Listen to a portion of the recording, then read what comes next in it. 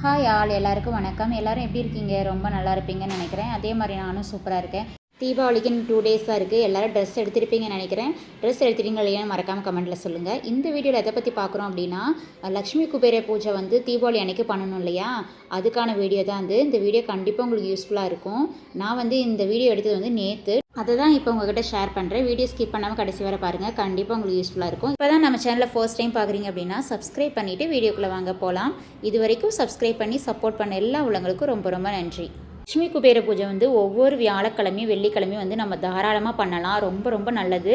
வீட்டில் வந்து செல்வ வளம் வந்து எப்போவுமே இருந்துக்கிட்டே இருக்கும். அதே மாதிரி பண வரவும் வந்து அதிகரிக்கும்னு சொல்லுவாங்க. ஒவ்வொரு வாரமும் வந்து இந்த பூஜையை பண்ண முடியாதவங்க வந்து வருஷத்தில் ஒரு நாள் வந்து இந்த பூஜையை பண்ணலாம். அந்த ஒரு நாள் எப்போ அப்படின்னா தீபாவளி அன்னைக்கு செய்யக்கூடிய பூஜை தான் அது. இந்த பூஜை வந்து தீபாவளி அன்னைக்கு வந்து வர இருக்குது. அதனால் வந்து தீபாவளி அன்னைக்கு மாலை நேரத்தில் 6 மணிக்கு மேலே இந்த பூஜையை செஞ்சோம் அப்படின்னா ரொம்ப ரொம்ப நல்லது. இந்த மாதிரி மாலை நேரத்தில் வந்து இந்த பூஜையை பண்ண முடியாதவங்க வந்து பிரம்ம முகூர்த்த நேரத்திலே வந்து எந்திரிச்சு லக்ஷ்மி குபேர பூஜை செஞ்சோம் அப்படின்னா ரொம்ப சிறப்பு. அதனால் வந்து தீபாவளி அன்னைக்கு காலையில் அப்படி இல்லைன்னா மாலையில் வந்து மறக்காமல் இந்த பூஜையை வந்து செய்யுங்க. இந்த லக்ஷ்மி குபேர பூஜை செய்கிறதுக்கு பெருசாக வந்து ஒன்றும் செலவாகாது. இந்த பூஜை செய்கிறதுக்கு எல்லார் வீட்லேயும் வந்து லக்ஷ்மி குபேரன் திருவுருவப்படம் வச்சுருப்பீங்க. அதனால் அதை எடுத்து வச்சு நம்ம வந்து வழிபாடு செய்யலாம். லக்ஷ்மி குபேரர் இல்லை அப்படின்னா லக்ஷ்மி படம் மட்டும் எல்லார் வீட்லேயும் கண்டிப்பாக இருக்கும். அந்த ஃபோட்டோ நம்ம எடுத்து வச்சு நம்ம வந்து சாமி கும்பிடலாம். திருவுருவப்படம் இல்லை அப்படின்னாலும் விக்கிரகம் இருக்கும் இல்லையா, அது இருந்தாலும் சரி, அதை எடுத்து வந்து நம்ம நல்லா வழிபாடு செய்யலாம். இப்போ வந்து பூஜைக்கு என்னென்ன தேவை, என்னென்னலாம் இருக்கணும் அப்படிங்கிறத பார்க்கலாம். அதுக்கப்புறம் மகாலட்சுமிக்கு உகந்த தாமரை மலர்கள் இருந்துச்சு அப்படின்னா நீங்கள் வந்து அந்த மலர்களை எடுத்து நீங்கள் சாமிக்கு வச்சுக்கோங்க. அப்படி இல்லாதவங்க வந்து ரொம்ப பிடிச்ச மல்லிகைப்பூ இருக்கு இல்லையா, அந்த வாசனை மிகுந்த மல்லிகைப்பூ சொல்லுவாங்கள்ல, அதை எடுத்து வந்து சாமிக்கு வச்சு வழிபாடு செய்யலாம். அதுக்கப்புறம் லக்ஷ்மி குபேரர் பூஜைக்கு ரொம்ப ரொம்ப தேவைப்பட்டது வந்து குபேரர் எந்திரம். குபேரர் எந்திரம் இல்லாதவங்க வந்து தன் கையாலே வந்து வரைஞ்சிக்கலாம். ஒரு மணப்பலகை இருந்துச்சுன்னா அதை எடுத்து வச்சுக்கோங்க. அதில் வந்து மாக்கோலை மாதிரி ரெடி பண்ணி அதில் வரைஞ்சிக்கோங்க. என்கிட்ட இல்லாதனால வந்து நான் தரையிலே வந்து சுத்தமாக பன்னீர் வச்சு தொடச்சிட்டு அதுக்கு மேலே வந்து நான் மாக்கோலை ரெடி பண்ணி இதை நான் வந்து வரைஞ்சிக்கிட்டேன். அதுக்குள்ளே வந்து இந்த நம்பர் தான் வந்து எழுதணும். அதே மாதிரி அதில் ஒரே மாதிரி இருக்கிற காயின் வந்து யூஸ் பண்ணிக்கோங்க. அதுக்கு மேலே வந்து பூ வச்சுக்கோங்க. தாமரை மலர் இருந்தால் தாமரை மலர் வச்சுக்கோங்க. அப்படி இல்லைன்னா இந்த மாதிரி ரோஸ் மலர் எடுத்து வந்து நீங்கள் வச்சுக்கலாம். ஒரு பாக்ஸ்க்குள்ளேயும் அந்த நம்பருக்கு மேலேயோ இல்லை கீழேயோ ஒரு இதழ் வச்சு நீங்கள் வச்சுக்கோங்க. அதுக்கு பக்கத்துலேயே வந்து காயின் வச்சுக்கோங்க. ஒரே மாதிரி காயின் வச்சுக்கோங்க. 1 ரூபி காயின் தான் 1 ரூபி காயின். அப்படி இல்லைன்னா உங்ககிட்ட எந்த காயின் வந்து 9 காயின் ஒரே மாதிரி இருக்கோ அந்த மாதிரி வச்சு நீங்கள் பூஜை செஞ்சுக்கலாம். அதுக்கப்புறம் அந்த கட்டத்துக்கு சைட்லலாம் வந்து ஸ்ரீன்னு எழுதி வச்சுக்கோங்க. அது மஞ்சளில் எழுதியிருக்கேன் நான். இந்த குபேர பூஜைக்கு குபேர எந்திரம் வச்சு வழிபடுறதுனால ரொம்ப ரொம்ப நல்லது. அதனால் இந்த மாதிரி குபேர எந்திரம் இல்லைன்னா கூட இந்த மாதிரி வரைஞ்சி வழிபாடு செய்யுங்க. அதுக்கப்புறம் பார்த்தீங்கன்னா லக்ஷ்மி குபேர பூஜைக்கு கண்டிப்பாக 2 குத்து விளக்கு வந்து வேணும். குத்து விளக்கு எடுத்து வச்சு நீங்கள் வந்து தீபம் ஏற்றிக்கோங்க. எந்த விளக்குமே இல்லைனாலும் பரவாயில்ல, ஒரே ஒரு காமாட்சி விளக்கு இருந்தால் கூட வந்து நம்ம இந்த பூஜை செய்யலாம். அதுவும் இல்லைன்னா ஒரு அகல் விளக்கு இருந்தால் கூட போதும். சாமியோட திருவுருவப்படம் இருந்துச்சுன்னா போதும். இது 2 வச்சு கூட நம்ம வந்து சூப்பராக சாமி கும்பிடலாம். நான் வந்து 2 குத்து விளக்கு எடுத்து வச்சு தீபம் ஏற்றினேன். அதுக்கப்புறம் ஒரு காமாட்சி விளக்குலேயே வந்து தீபம் ஏற்றிட்டேன். அதுக்கப்புறம் நான் ஒரு விஷயத்த சொல்ல மறந்துட்டேன். அது என்னன்னா, எப்போவுமே லக்ஷ்மி குபேர பூஜை பண்ணும்போது கிழக்கு சைடு பார்த்த மாதிரி வைக்காமல் வடக்கு சைடு தான் வந்து பார்த்த மாதிரி வைக்கணும். அப்படி வச்சு தான் வந்து நம்ம சாமி கும்பிடணும். குபேரன் அப்படின்னாவே உகந்த திசை வந்து வடக்குன்னு சொல்லுவாங்க. அதனால் வடக்கு திசையில் வச்சு தான் நம்ம வந்து லக்ஷ்மி குபேர பூஜை வந்து பண்ணணும். எப்போவுமே வந்து செல்வத்தின் அதிபதிக்கு வந்து மகாலட்சுமின்னு சொல்லுவாங்க.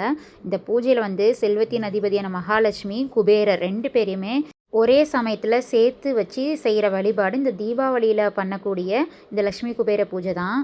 அதுக்கப்புறம் நம்ம எந்த ஒரு பூஜை பண்ணுறதுக்கு முன்னாடியும் கண்டிப்பாக விநாயக பெருமானை வழிபட்டுட்டு தான் வந்து நம்ம சாமி கும்பிடணும்.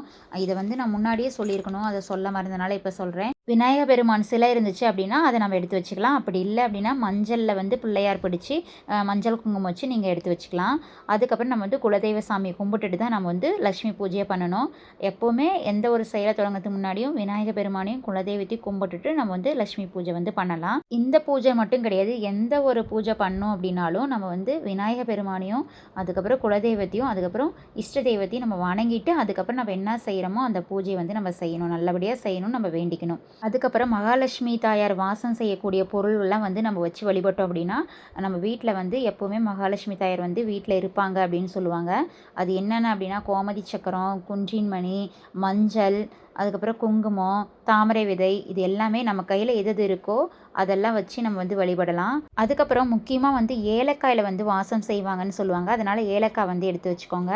அது ரொம்ப ரொம்ப நல்லது. அதுக்கப்புறம் நம்ம எந்த வழிபாடு செஞ்சாலும் சரி, அடிப்படையாக தேவையானது வந்து கண்டிப்பாக இருக்கணும். வெத்தலை, பாக்கு, வாழைப்பழம் இதை வச்சு நம்ம சாமி கும்பிடணும். அதுக்கப்புறம் நமக்கு விருப்பமான பழங்கள் வச்சு நம்ம சாமி கும்பிடலாம். நான் வெத்தலை, பாக்கு, வாழைப்பழம், ஒரு மாதுளம்பழம் எடுத்து வச்சுருக்கேன். அதெல்லாம் வச்சு நம்ம வந்து சாமி கும்பிட்டுக்கலாம். அதுக்கப்புறம் நம்மக்கிட்ட எந்த பொருள் இருந்தாலும் சரி நம்ம சாமிக்கு வச்சு நம்ம வந்து வழிபட்டுக்கலாம். அதுக்கப்புறம் அது கூடவே ஒரு லெமனு, அதுக்கப்புறம் வளையல், அதுக்கப்புறம் ஒரு பூ, இது எல்லாமே வச்சு நான் வந்து சாமிக்கு முன்னாடி வச்சு வழிபாடு செஞ்சுருந்தேன். அதுக்கப்புறம் நெய்வேத்தியமாக வந்து நான் பால் மட்டும்தான் எடுத்து வச்சுருந்தேன். அவங்களுக்கு என்ன முடியுமோ அதை எடுத்து வச்சு சாமி கும்பிடலாம். அதுக்கப்புறம் குபேரருக்கு ரொம்ப இஷ்டமான அவல் வந்து நான் எடுத்து வச்சுருந்தேன்.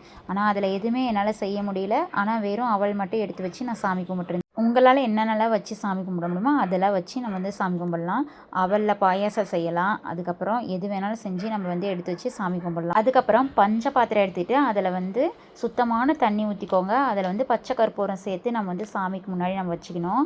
அதுக்கப்புறம் நான் எப்போவுமே வந்து கலசம் வச்சு நான் வழிபாடு செய்வேன். கலசம் எப்படி வைக்கணும் பார்த்தீங்கன்னா, ஒரு பித்தளை தட்டு எடுத்துக்கோங்க. அதை வந்து மஞ்சள், குங்குமம், சந்தனம் அதெல்லாம் எடுத்து வச்சுட்டு அந்த தட்டில் பச்சரிசி வந்து கொஞ்சம் நிரப்பிட்டு அதுக்கு மேலே வந்து ஒரு பித்தளை சொம்பு வச்சு அதுக்கும் மஞ்சள் குங்குமம் வச்சுக்கோங்க. அந்த சொம்பில் வந்து சுத்தமான தண்ணி எடுத்துகிட்டு மா இலை இருந்துச்சு அப்படின்னா அது வச்சுக்கலாம். அப்படி இல்லைனா வெத்தலை வந்து வச்சுக்கோங்க.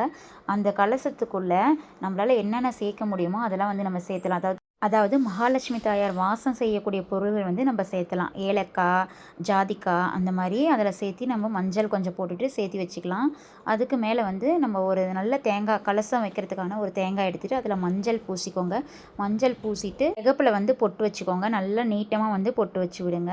அவ்வளோதான், கலசம் வந்து ரெடி ஆகிடும்.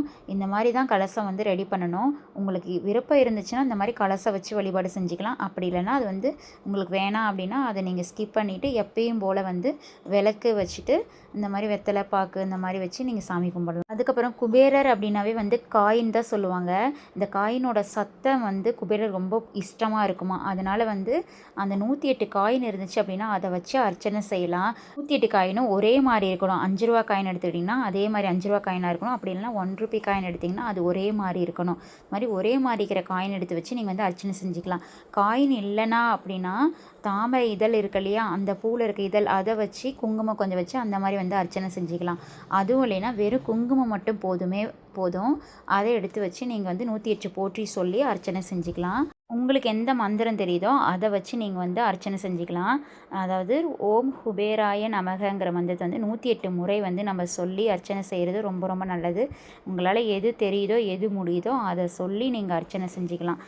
ஒன்றா காயினில் செஞ்சுக்கலாம், இல்லை குங்குமத்தால் செஞ்சுக்கலாம், இல்லைன்னா வந்து பூவோட இதழ்கள் வச்சு நீங்கள் வந்து செஞ்சுக்கலாம். எது செஞ்சாலும் ரொம்ப நல்லது தான். அதுக்கப்புறம் முக்கியமாக வந்து நம்மக்கிட்ட எவ்வளோ காசு இருந்தாலும் சரி, வீட்டில் காசு வச்சுருக்கோம் இல்லையா, அந்த அமௌண்ட் எடுத்து வச்சு நம்ம வந்து வழிபடலாம். எவ்வளோ இருந்தாலும் சரி, அது கம்மியாக இருந்தாலும் சரி, அதிகமாக இருந்தாலும் சரி, எவ்வளோ இருந்தாலும் சரி, இல்லைனாலும் பரவாயில்ல, சில்லறை காசு இருக்குது இல்லையா, சில்லறை காசு அதை எடுத்து வச்சு கூட நம்ம வந்து வழிபாடு செய்யலாம்.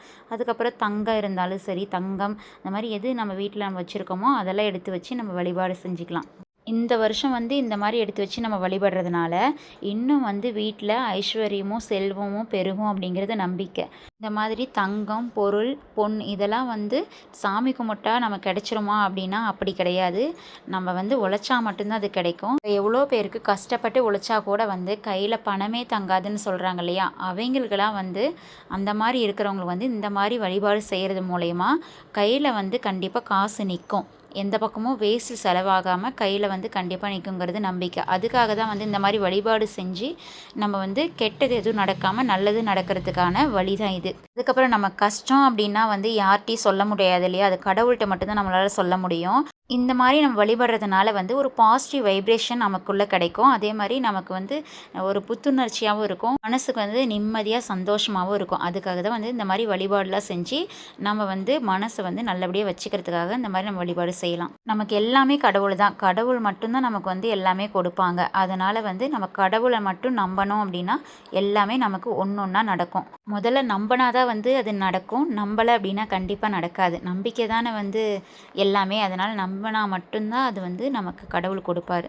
நம்மளை நம்புகிறாங்களா இல்லையானே நிறைய சோதிச்சு பார்ப்பார் இல்லையா? அதனால் வந்து கண்டிப்பாக நமக்கு என்ன கஷ்டம் இருந்தாலும் நீயே பார்த்துக்கோப்பா அப்படின்னு சொல்லி சாமி கும்பிட்றோம் இல்லையா? அந்த மாதிரி பாரத்தை வந்து எல்லாமே வந்து கடவுள் மேலே போட்டுட்டு நம்ம வந்து மனசுக்கு நிறைவாக பூஜை செய்யும் போது அது ஒரு சந்தோஷம் இருக்கும். அது இந்த மன நிம்மதிக்காக வந்து நம்ம எல்லா வழிபாடையும் செய்கிறதுனால ரொம்ப ரொம்ப நல்லது தான். அதனால் மறக்காமல் நீங்கள் லக்ஷ்மி குபேர பூஜை வர தீபாவளி அன்னைக்கு பண்ணுங்கள். காலையில் பண்ணால் ரொம்ப ரொம்ப நல்லது. பிரம்ம முகூர்த்தத்தில் எந்திரிச்சு வந்து பண்ணலாம்.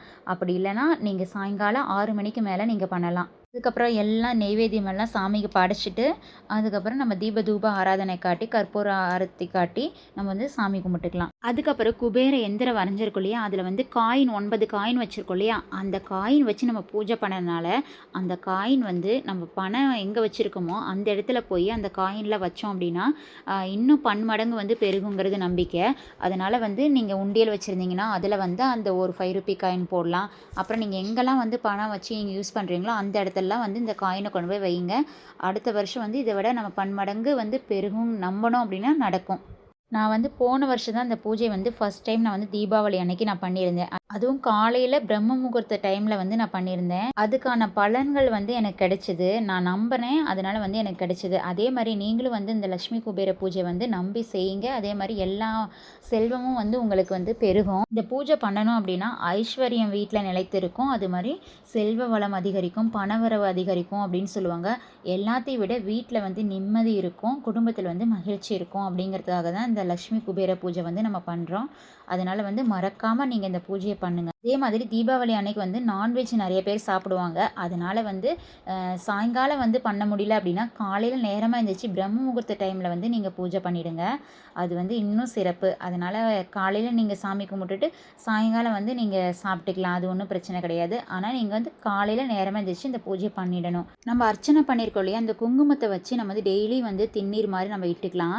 வெளியில் போகும்போது கூட அதை இட்டுட்டு வந்து நம்ம போகலாம். குபேரரை பற்றி ஒரு சில விஷயங்கள் வந்து நான் சொல்கிறேன். குபேரர் வந்து மிகப்பெரிய சிவபக்தர்னு சொல்லுவாங்க. தன்னுடைய அளவில்லாத சிவபக்தியால் வடதிசைக்கு அதிபதியாக இருக்கும் வரத்தை பெற்றிருப்பார். சிவபெருமானோட வடிவமான சொர்ண பைரவர் வந்து குபேரனுக்கு செல்வத்தை பாதுகாக்கும் பொறுப்பை வந்து கொடுத்திருக்காரு. மகாலட்சுமி பரிபூரண அருளை பெற்ற இவர் செல்வத்தை பெருக செய்யக்கூடியவர். குபேரருக்கு வந்து மிக உகந்த நாள் அப்படின்னு வியாழக்கிழமை தான் சொல்லுவாங்க. அந்த நாள்லேயே வந்து லட்சுமி குபேர பூஜை வந்து ஒவ்வொரு வாரமும் நம்ம செய்யலாம். அப்படி இல்லை அப்படின்னா வெள்ளிக்கிழமை வந்து நம்ம லட்சுமி குபேர பூஜை பண்ணலாம். அதுவும் இல்லைன்னா வருஷத்தில் ஒரே ஒரு நாள் வருது இல்லையா? தீபாவளி அன்னைக்கு வந்து இந்த பூஜையை செஞ்சு நம்ம வந்து வழிபடலாம். அதுக்கப்புறம் உங்ககிட்ட குபேரருக்கான விளக்கு இருந்துச்சு அப்படின்னா நீங்கள் அதில் தீபம் ஏற்றலாம். என்கிட்ட இது இல்லாதனால காமாட்சி அம்மன் விளக்கு வந்து நான் ஏற்றிருந்தேன். உங்ககிட்ட அது இருந்துச்சுன்னா நீங்கள் வந்து அதை ஏற்றி நீங்கள் வழிபாடு செய்யலாம். அதுவும் நெய் தீபம் போட்டோன்னா ரொம்ப ரொம்ப சிறப்பு. உங்ககிட்ட எது இருக்கோ உங்களால் எது முடியுதோ அதை வந்து நீங்கள் செஞ்சு வழிபாடு செய்யுங்க. மாலை நேரத்தில் வந்து 5 மணிலேருந்து 8 மணிக்குள்ளே கூட நீங்கள் இந்த பூஜையை பண்ணலாம். இதுதான் சிம்பிளாக நான் எளிமையான முறையில் வீட்டில் வந்து இந்த பூஜையை நான் பண்ணிட்டேன். கண்டிப்பாக உங்களுக்கு இந்த வீடியோ யூஸ்ஃபுல்லாக இருக்கும்னு நினைக்கிறேன். யூஸ்ஃபுல்லாக இருந்துச்சு அப்படின்னா எல்லாருக்கும் ஷேர் பண்ணுங்கள், கமெண்ட் பண்ணுங்கள், மறக்காமல் சப்ஸ்கிரைப் பண்ணுங்கள். அண்ட் ஒன் மோர் திங், இந்த பூஜை செஞ்சு முடிச்சதுக்கப்புறம் அன்னைக்கு நைட்டே வந்து நம்ம எடுத்து வச்சிடக்கூடாது. அடிவேதியமாக வச்சது வேணால் அன்னைக்கு நைட்டே வந்து நம்ம எடுத்து சாப்பிட்டுக்கலாம். ஆனால் மீதிலாம் வந்து எல்லாமே சாமி ஃபோட்டோ அதெல்லாமே நம்ம வந்து நைட்டே வந்து எடுக்கக்கூடாது. அடுத்த நாள் காலையில் தான் வந்து நம்ம எடுத்து வச்சுக்கணும் தனி. அவ்வளோதான் இந்த வீடியோ. உங்களுக்கு பிடிச்சிருந்துச்சு அப்படின்னா மறக்காமல் லைக் பண்ணுங்கள், ஃப்ரெண்ட்ஸ் எல்லாருக்கும் ஷேர் பண்ணுங்கள், தெரியாதவங்களும் தெரிஞ்சுக்கிட்டோம், எல்லாருக்கும் வந்து யூஸ்ஃபுல்லாக இருக்கட்டும். இன்னும் இதே மாதிரி ஒரு இன்ட்ரெஸ்டிங்கான வீடியோ நம்ம சந்திப்போம். தேங்க்ஸ் ஃபார் வாட்சிங்.